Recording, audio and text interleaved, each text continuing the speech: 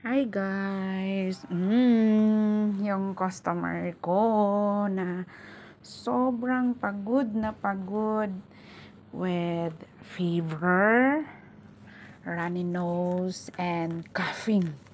So, this is the guys, the free for 2 hours body massage. Meron kaming free cupping or gua sha. So the customer requested me to do the gua sha and cupping all together because he's not feeling well. So ito yung nangyayari guys. After 1 hour ng massage at his back, ayan, nag-gua sha muna si Alma. Yan, talagang kaya niyang tiisin yung sakit guys. Sabi ko, boss, is it okay? Then he said, still can.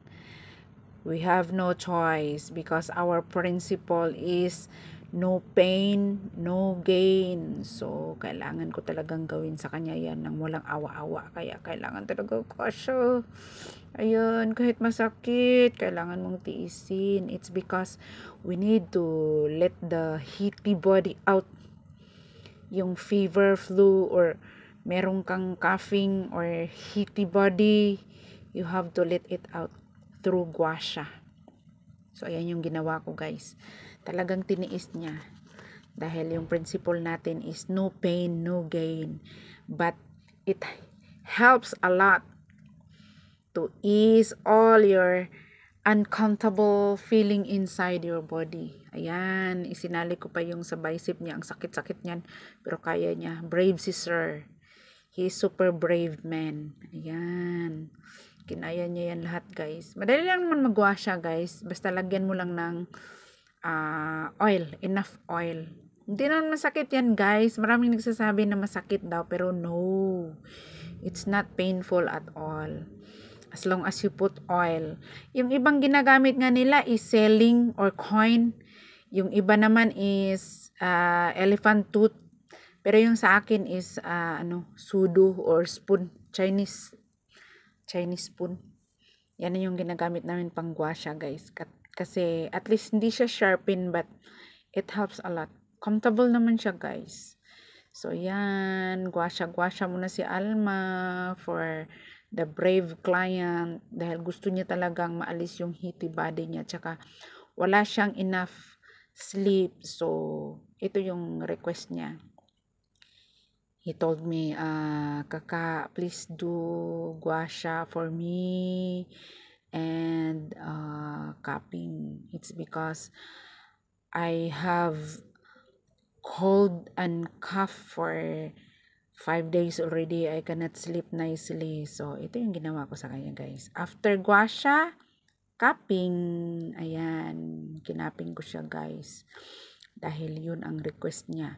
So, the benefits of gua sha is for heaty body and the benefits for cupping is for cold and frozen veins, ang lymphatic natin na maraming angin-angin at saka swollen lymphatic at saka yung muscle natin na parang nag-stiff, yun, maganda ang cupping guys.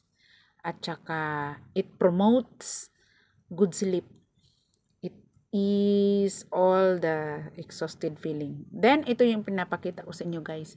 Yan, yung scapula niya, mahangin yan, at saka yung lower back niya. So, nakafocus ako dyan, nagmassage sa kanya.